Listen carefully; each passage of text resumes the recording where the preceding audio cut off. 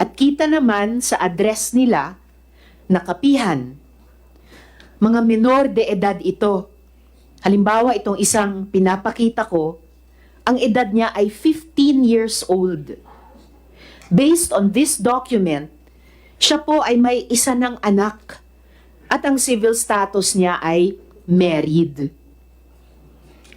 Pag chinek ang local civil registrar, wala pong record ng kasal, ng pagpapanganak, ng pagkamatay. Dahil po ang Nueva Jerusalem Esperanza Ministry Government ang nag-i-issue din ng birth certificate, marriage certificate, at death certificate. Nabalitaan ko din po na pwersadong pinatigil ang mga bata sa pag-aaral.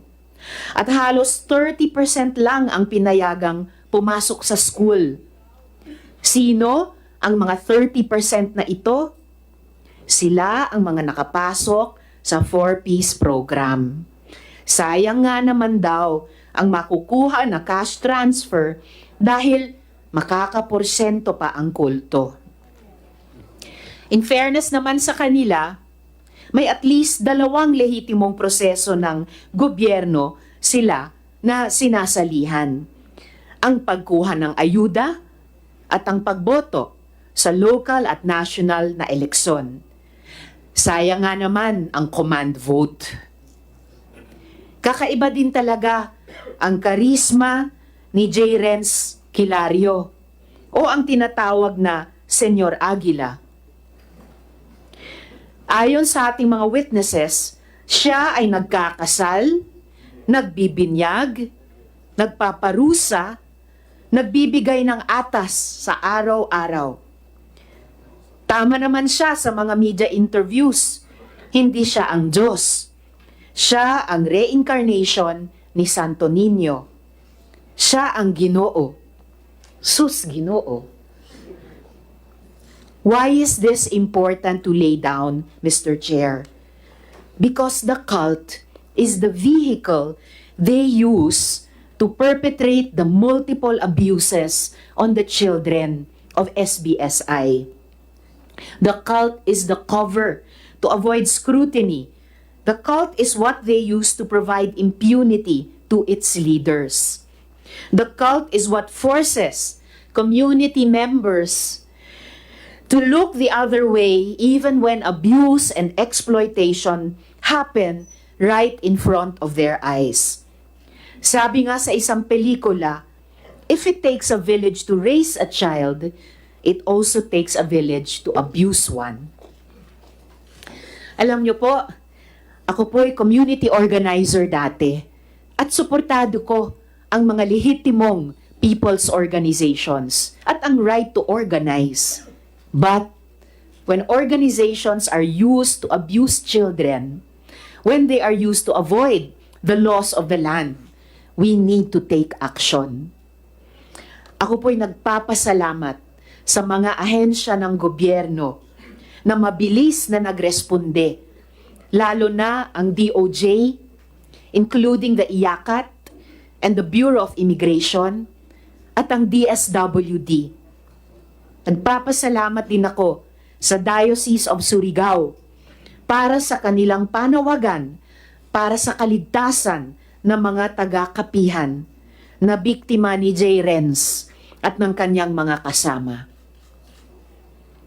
Sa mga residente ng kapihan at miyembro ng SBSI, wala po kami balak na tanggalan kayo ng tahanan at ng komunidad. Ang gusto namin ay mapanagot ang mga may sala. At pag managot ang may sala, mapoprotektahan ang inyong mga anak. Mababalik sila sa pag-aaral at buong-buo ang inyong mga assistants mula sa gobyerno. Nagpayaman ang mga may sala habang kayo ay naghirap. Pinilit nila kayong ibenta ang inyong mga lupa at bahay at pinatira kayo sa mga barong-barong. Samantalang sila,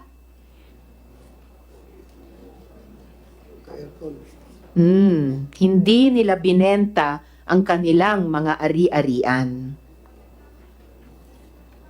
Saktuhon nato ang sayop. Dili mo na mo pasagdan. Salamat kaayo, Mr. Chair. Thank you, Your Honor. Senator Risa Ontiveros, before you proceed with your questioning, I would like to acknowledge the presence of Director Angelito Magno of NBI and RD Sally Hans Barbaso. Ikaw, RD sa 13. Caraga. Thank you. Thank you. Salamat. You may proceed with your questions, Senator Ontiveros. Salamat kaayo, Mr. Chair.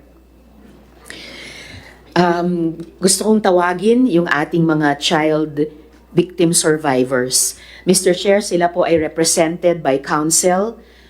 May she be allowed by the chair to enter her appearance. Siya rin po ay magsisilbing translator natin sa mga itetestigo sa atin nung mga bata. The children are also accompanied by social workers and they have parental consent to appear before this committee, Mr. Chair. Mr. Chair, if the council may be allowed to enter her appearance. Yeah, go Salamat ahead. You have the floor. Good morning, Your Honors. Good morning, Honorable Chair. I am Attorney Ruth Restaro from the Center for Initiatives on Developmental Law. I am the Yeah, counsel but- of the... I will just cut you off for a while, ha? Yeah. I would like to make this clear. Sandali lang.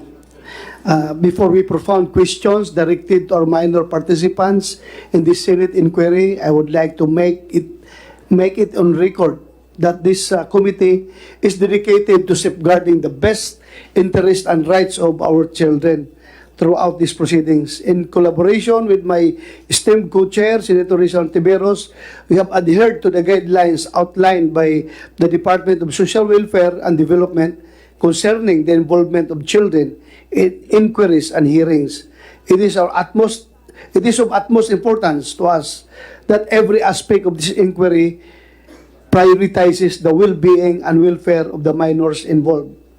Please, thank you. Please continue. Thank you, Your Honor. I am Attorney Ruth Restaro from the Center for Initiatives on Developmental Law. I am here as counsel of the 3 minor children. Thank you. Salamat kaayo, Attorney Ruth. Salamat kaayo, Mr. Chair. Gusto ko munang tawagin si Elias Jane. Jane, ikaw ay 16 years old, tama ba? 15 pa lang po ako. 15 lang. 15 years old ka, Oo Jane. po. Okay. At ikaw ba ay may asawa na? Oo po. Ilang taon ka lang nung nagkaroon ka ng asawa? 14 at yung asawa 18. 14 years old ka lang nung nagkaroon ka ng asawa. Oo. At ngayon ikaw ay 15 years old na. Oo. Ilang taon naman yung asawa mo? 18. 18 siya ngayon. 19 ngayon. Yung 19 pinaris kami ngayon. 18. So nung ipakasal kayo, 18 siya. Ngayon 19 siya. Kailan kayo ikinasal? Sir, Yes, Teresa? Mr. Chair. Nung kinasal siya, yung lalaki is 18. Opo. 18 ha? Ikaw? 15. Ha? 15. 15 siya noon, Mr. Chair. Please continue. Opo. Tapos ngayon, si Elias Jane ay 15 ka ngayon? Tama Oo. ba? So 14 ka nung ikinasal, ipinakasal. Okay po. Kailan ka ikinasal, Jane? At ayun, so ikinasal ka last year at 14 years old ka noon, last year. Yung asawa mo ba ay nobyo mo muna? Hindi ko po siya kilala. Hindi mo kilala. So, paano siya yung naging asawa mo? Pinili ba siya para sa'yo? Oo, ni Senior Aguila. Sino ang pumili ng asawa mo para sa'yo? Si Senior Aguila. Si Senyor Aguila. Ngayon, Jane, ang sabi ni Senyor Aguila at ni Mr. Mamerto Galanida sa kanilang mga interviews, wala naman daw child marriage sa kapihan. Ma'am, pwede pong i-translate sa amin. Of course, paki-translate ang tanong ko, ang pangutana ko, Attorney Ruth. Niingon ko no si Mamarto Galanida nga dili ni walay child marriage sa kapihan. Naa. Meron, Madam Chair. Mayroon. So, hindi totoo na yung sinabi ni na Senyor Aguila at ni Mr. Galanida na wala namang child marriage. Sabi pa nila, walang seremonya. Sabi daw ni Senyor Aguila, hindi naman daw siya pare. Niingon si Senyor Aguila nga wala kuno'y seremonya, kay dili man kuno siya pare. Naa, ma'am. Meron, Madam Senator. May seremonya. Yes, Mr. Chair. Unsa man ang seremonya gihimo? Giunsa man paghimo? Paano ginawa ang seremonya? Primero, ipatawag ang mga sekretary sa... Ipakiangat ang microphone doon sa baba. Okay. Ipatawag ang sekretary, ipalista ang mga dagag ulitaw, ang mga budget 12 pataas, ang mga laki 18 pataas. Hinja, ipatawag ni jag mga budget laki dito sa kubo-kubo na among mo'y idang ko ana magpakasal. Dito ipalinya budget laki. Moingon si Senior Aguila nga, ikaw budget, ikaw laki kamo. Moingon si Jada, pagkahuman ana, dili man mi maka kay ingnon man mi nilang Janet Ahok ug Nursely nga makasa mi og mobalibad kay Ginoo nagikuno nang ni Paris. Sinong Ahok? Ano pangalan? Janet Ahok. Ha? Janet Ahok. Janet Ahok. Merong, okay. Sige. Tapos, continue. Pagkahuman pagkahuman sa pagkaminjo na mo paulion mi kay pahibaw among nanay among ginikanan nga naminjo nami magpakuha mig ninang og ninong pagkahuman ana magsayal mi Diya magdamig buwak magbaktas. Sandali sandali. Mukhang Senator Risa, hirap yung stenographer natin, hindi maka-cope up. Hinahinay lang ha, hinahinay ka lang storya, tapos attorney, please translate to Tagalog para ma-record ha. Yes, Your Honor. Sige, hinahinay lang. Sige. Okay. Please continue. Yung sinabi niya na, unang step daw is ipapatawag yung mga secretaries, tapos ililista kung sino ang mga single na lalaki at single na babae.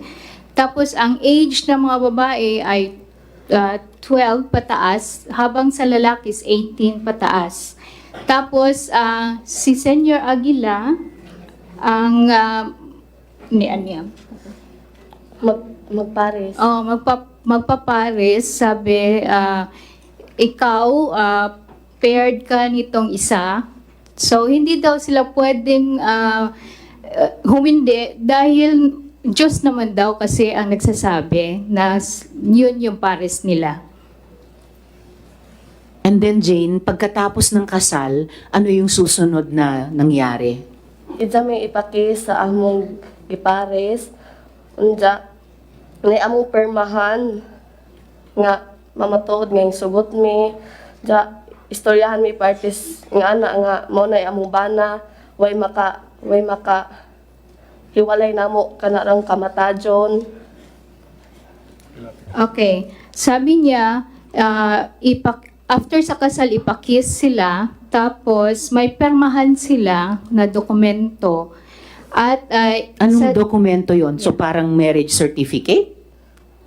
Basta kay gipasign mi adto kami ba na asawa. Oo, pinapasign sila yung husband at wife ng dokumento na yon. Andali. Yes, Mr. Chair.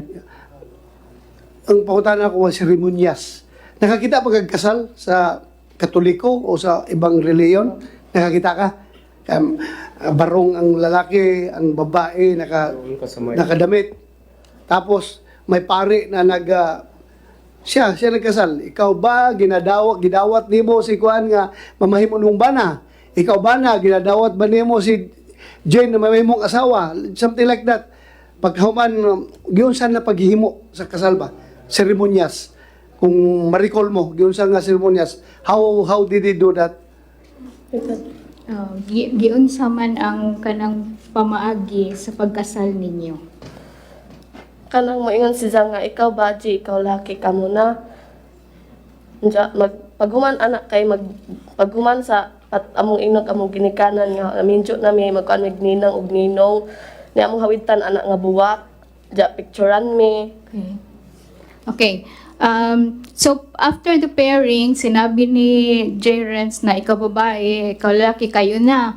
So, pupunta sila sa parents nila at magpaalam na ikakasal na sila at saka kukuha ng mga ninong at Hinang. yun na. Pagkahuman ang nagminjo ni Ja, pagkaugma, ipatawag mi kay Yun pala, Honorable Chair. Prenuptial yun. Prenuptial Oo, yung sinabi niya na magdadala ng flower at pupunta dun sa seremonya. And then, pagkahuman sa among kasal, kailangan magdog mi ana pauli. Sunod, pagkaugma ipatawag tanan ijang giminjo, diyan na himuon nga counseling nga moingon sila nga kailangan imo na ng kwaon ng imong asawa kay authorize na nimong kwaon kay minjo naman mo. so after sa kasal, kailangan sila magsiping. At sinabi daw ni Jerence na pwede authorized ka ng kunin or rape yung ano mo, yung wife mo kasi kasal naman kayo. Sinabi ni Senyor Aguila, authorized ang asawa mo i-rape ka? Kailangan ay among tulo ka adlaw ug di mi makuha nganlan mi ka Dios.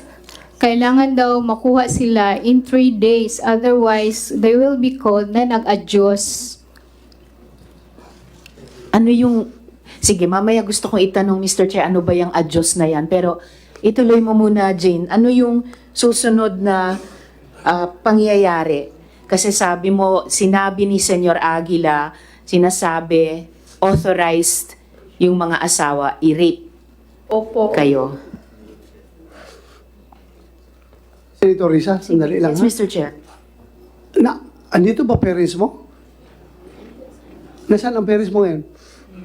Hanggang nanay tas Ha? Your Honor, she is under an alias name, Your Honor. Ha? Your Honor, she's under an alias, so she cannot. Okay. Pero andito yung father niya? Wala. Yung nanay mo, nandun pa sa kapihan. Yes, Your Honor. Klaruhin ko lang kasi gusto ko rin kausapin yung parents kung andito. We cannot divulge the name of the parents, Your Honor. Kaya nga, sige lang, huwag lang i-divulge. Basta ako, gusto ko lang either executive session or gusto ko makausap. So meaning, Jane, pumayag yung parents mo na ikasal ka. okay, musugot na ka na mag-among mga parents tungod kay mamay among balaod ni Senior Aguila kay aron makasa kami sa langit. Oo, kasi yun daw ang laws to be able to go to heaven, Your Honor. Yung parents mo, pumayag, ikasal ka, 14 years old. Pumayag siya. 14 years old ka, nung kinasal ka, di ba? Oo. Anong klaseng parents yun? Bahagi po yun, Mr. Chair, ng mga iniuutos ni Senyor Aguila. Please continue, Senator Risa. Salamat kaayo, Mr. Chair. So, ano yung sumunod na nangyari, Jane? Pagkatapos ng seremonya, pagkatapos ng sinabihan kayo ni Senyor Aguila na authorized kayong i-rape ng mga asawa nyo? Unsay nahitabo pagkahuman giingon ni Senyor Aguila nga authorized na ang inyong mga bana nga i-rape mo. Unsay nahitabo human? Gipaulit naman mi adto pagkahuman nila counseling. Pinauwi sila after the counseling, Your Honor. Tapos ganun yung laman ng counseling, yung ganung klaseng authorization. Tapos, Jane, maliban dun sa asawa mo, meron pang ibang tao na nagtangkang makipagtalik sa'yo o nagparating na gustong makipagtalik sa'yo. Oo. Sino yung taong yun? Senior Aguila. Tapos, yes, Mr. Chair. nakapagtalik kayo? Ha? Iyak ko yung sugod. Wala, hindi nangyari. Hindi siya pumayag, Your Honor. Hindi ka pumayag. Mabuti hindi ka pinilit. Sige kog ingon-ingon na dyan nga. Sige, Ha? sugot na diha kay biskay ingon na nang kuan kay Ginoo na nang ingon nimo jadi paghapon ka pero di man gajud ko. Palagi siyang kinukulit, Your Honor, na mag-consent na pero ayaw niya. Kasi sabi daw, Panginoon na yung ano sa'yo, nag-ask ba? Oh. Sige. Continue. Salamat kayo, Mr. Chair. Kanina, Jane, binanggit mo yung adyos. No? Ano ba yung adyos na yan? May parusa ba kapag ayaw makipagtalik yung mga ipinakakasal? Kabali ingon na Senior Aguila nga kasami ing ana na dili mi magpahilabot sa among bana nga authorized na among tanak kay minjo nami. So sinasabi na nagkakasala sila pag hindi sila pumayag na isex ng kanilang mga husbands, Your Honor. Yun na yung adyos? Oo. Ano yung epekto kapag sinabing ang ginawa mo ay adyos? Anong mangyayari sa'yo? Unsay may tabo ko, ingnon mo nga, nag-adjust ka. Kanang matawag og adjust nang maglikay-likay kay sa imong bana, di ka magpahilabot. Oo. Munay adjust sa amo. Kung giingnan ka nga, nag-adjust ka, unsa may tabuan na nimo. Kanang istoryahon mi, ingnon mi nga ipasabot mi na ngaman kuno di kuno mi magpahilabot. Nga ana na impierno la economic ng ana mi. Kakausapin sila, Your Honor, sasabihin na maimpyerno sila pag hindi sila pumayag. So, kapag hindi nakipagtalik, ay pupunta sa impyerno. Jane, sino ba si J. Renz Kilario? Ano ba yung pagkakilala mo sa kanya? Nagpaila si Zana ang Ginoo nga mo mangluluwas. Nagpakilala siya na siya yung Panginoon at Savior nila, Your Honor. Lumalabas na kapag may rules, yung Panginoon, yung Savior, si Senyor Aguila na nilabag, may parusa. Isa na itong sinabi mong adyos. Meron pa bang ibang mga parusang ginagawa bukod sa adyos? Ug dili mi mosunod sa iyang voluntaryo, mga paksol, i-restricted mis paksol, iruleta, ug kanang padulan. Kung hindi sila susunod, mayroon silang paddle, may ruleta, at restricted, Your Honor. Paddle? Parang paddle ng mga frat, ganon? Sa lubot ka ng kahoy nga kanang mura jag pusil gani nga taas, Ah, rifle. parang rifle na kahoy, Your Honor, ihit sa butt ng mga Nakatikim ka ng paddle? Oo. Ilang beses? Kas akatong time nga hinguli ko sa bike kay gigutom ko. Unya pag adto na mos barracks, late na day ko sa permission gipadulan kong Sergio Cobillan. So may Sino nagpaddle? Sergio Cobillan. Ha? Sergio Cobillan. Sergio Cobillan. Klaro yung mga, ato na, ang pangalan? Sergio Cobillan daw, Your Honor. Sirinyo? Sergio Sirio Cabillan. Cobillan. Cobillan. Oo. Kumsek, paki-check mo andito ngayon, nandito siya, kung Cobillan na yan. Invited, andito ba? Hanapin niyo, paupuin niyo dyan, yung Cobillan. Continue, Senator Risa. Salamat kayo, Mr. Chair. Ilang beses ka pinadal? Isa. Isang beses, Your Honor. At ano naman yung isang sinabi mong parusa na roleta? Kanang mutalijok sa daog asa nimo mutugdang ang imong makuan na nag mga masimasi, jogging, restricted sa paksol. Parang Asa mo to nung mo to imong buhaton. Parang will, Your Honor, na nandoon yung lista ng lahat ng mga punishments at kung saan mag-stop yung ruleta, yun yung gagawin mo. So sa halip na roleta na meron kang maipapanalo, roleta na yung parusa na gagawin sa iyo. Ano naman yung restriction at ano yung binabanggit mong foxholes? Kanang nastungas lasang among bantayan. Kaya may makasod laing. So, yung foxhole ay yung isang Bahay structure, sa mga gamay. maliit na bahay sa in the middle of the forest, Your Honor, na kailangan nilang bantayan. Yun yung foxhole. At ano yung restriction na isa pang parusa?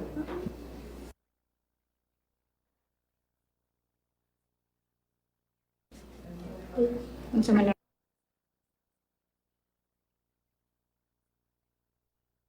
Kas pakso gani nga pila ka semana unja dili ka pwede duolon. Dito ra ka ja way trapal, magdujan ra ka. So, yung restricted, Your Honor, ay ilalagay sila dun sa foxhole in the middle of the forest at walang pwedeng makakalapit sa kanila.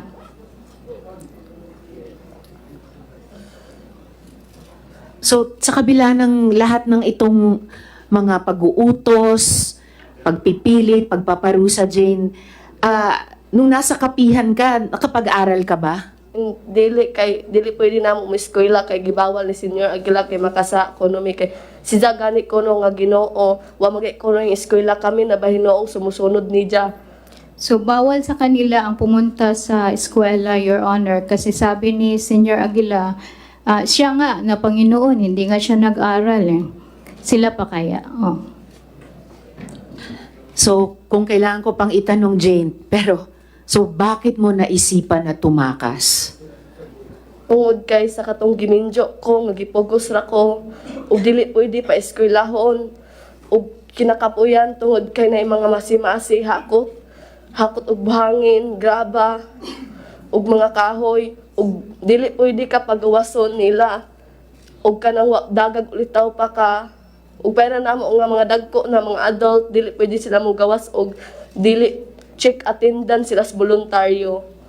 So, lumabas siya dahil pinakasal siya, Your Honor. At saka pagod na daw siya sa dami ng kanilang ginagawa. At hindi sila allowed na mag-eskwela, Your Honor. Kahit ako, Jane, adult, napapagod din ako marinig lahat nung pinagdaanan mo. Ano pa kaya ikaw, no, na bata pa hanggang sa ngayon. At sa ngayon, Jane, kasama mo si tatay mo, pero ang nanay mo ay nandoon pa rin hanggang ngayon sa kapihan. Giminjo jag otro ni Senior Aguila. Yung mother niya ay pinakasal sa iba, Your Honor. Doon ni Senior Aguila. Yung mother mo nakasal sa father mo, pinakasal ni Senyor Aguila sa iba? Oo.